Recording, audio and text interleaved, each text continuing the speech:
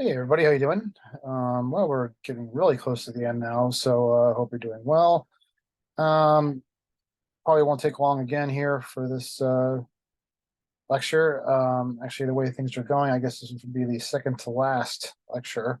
It's been a joy having everybody, but I'll talk more to that maybe next week. So as you know, the major assignment, your as I'm typing this, actually the feature rewrite is due. I feel like we've covered that in extensive detail. So, and I really like what I've seen so far, basically on even though some of the rewrites that have come in. Um, again, we're just kind of looking for like maybe a little bit of description, a solid nut graph, um, anything that really can just basically like go maybe a little bit beyond the typical news story. So yeah, as a matter of fact, I mean, I even have I'll show you an example of a rewrite that actually has worked well for me as I go to the share screen. Um, okay, let's go into the shared screen. Okay, so what we have here again, this is actually from boy Natalie. It was a Monday morning at 6 a.m.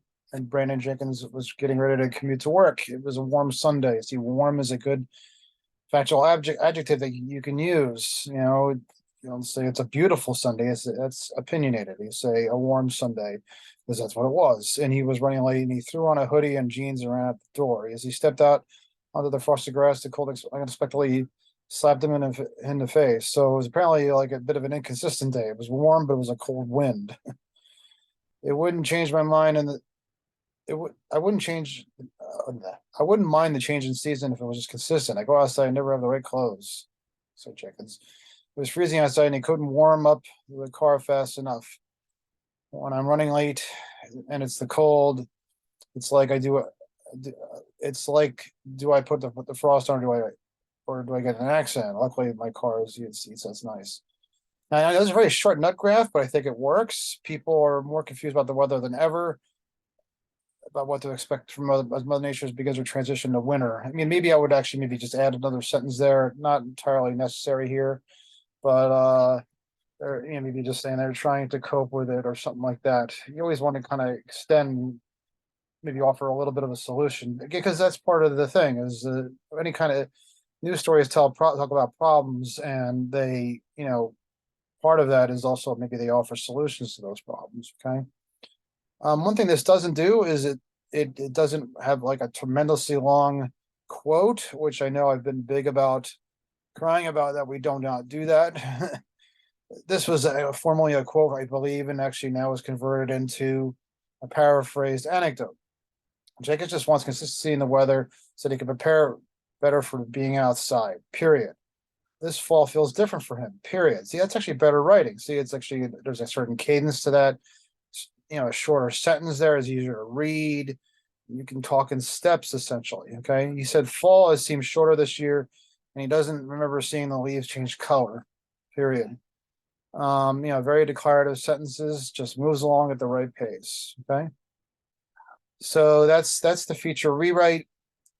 And like I said, of course, we have the major assignment that's due on the 14th. Okay. Um, so let's see here. So what we have here. Um, I actually have somebody actually already submit. Like, I mean, right now you should start submitting something to me. Something that basically like is a draft, even an outline or something. But that last week, I definitely should be seeing drafts. And I guess, well, actually, we're basically heading into essentially like what is that last week? Because the last week will begin Wednesday, right? So I should be start seeing drafts by then, really, by the end of the week. Okay. Something. Okay. No real last minute rushes at that, please. Okay. Um, you know, I was trying to show people, like I had a couple people like, submit me some drafts, and I mean, with a longer story, and you want to like basically make sure you have a substantial lead. Okay. I know I've always been big about simplification. This still emphasizes simplification, but when you're dealing with a story that's 800 to 1100 words long, you want to make sure your lead totally reflects everything that's being said in the story. And since there's going to be more of a variety of viewpoints, perhaps, or perspectives, you want to make sure that the lead reflects that. Okay. This is a story from my summer class. New Jersey residents say they're displeased with the Supreme Court's decision to overturn Roe versus Wade, saying the decision violates people's personal rights and will be viewed as anti-women. What's good about this is that, I mean, I've seen a couple of you send some preview stories, and maybe it just had this part, and that's fine. I mean, that's accurate, but really it should be more reflective of what the rest of the story says. Okay. The saying the decision violates people's personal rights and will be viewed as anti-woman. So basically, it kind of like covers just about everything. And then it's not a bad idea. And they call this essentially a summary graph. They also said maybe add some things like that it will, it almost works as like a transition for the entire story. You still have your regular transitions through the story, but you have maybe what they call a summary graph. It kind of like previews even more of the story, and you can do that in a second summary graph, that it will impact birth control decisions and maybe lead to unwanted pregnancies or something. Okay, you just want to make sure that everything basically is like essentially previewed at the top, okay, as much as possible. It's a longer story, you want people to read it. Okay, and yes, I mean, a typical lead is fine for this story. Doing like something like an anecdotal lead isn't necessarily a bad idea either. Okay. And that's something we've been doing with the feature assignment. And actually, Jessica sent me over, and I actually already basically gave her an A on this story. She did an anecdotal lead, like the feature lead, which is fine too, because feature is a really like kind of a loose term. Okay. Analysis stories, I don't want to say analysis story, I want to say like something like a news feature is still a newsy story. Okay. And these long stories are not necessarily going to be breaking stories. You're writing essentially about like a wider perspective of things. Okay, much like you would do in a typical feature story. Um so an anecdotal lead would work for this too. You want if you're writing something that's this long, you actually do want it to be read. You don't want to like consider it as a typical news story. People read the first graph and they're gone. Okay. So Anna, I can't pronounce her last name, a junior at Rutgers, wakes between 9 to 10 a.m. the last 2 weeks of the semester. She prepares for the day only to begin studying for almost 10 hours a day. She alters between two subjects out every 2 hours, which helps her retain information. Okay. After each 2 week block, she takes a break to refresh her mind and sometimes gets a snack.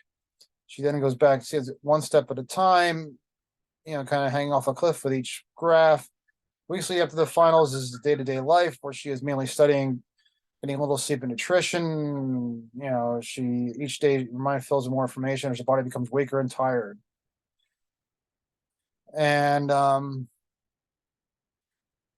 so basically, this is a story essentially talks about the stress level before finals and what students, and it's a very helpful story.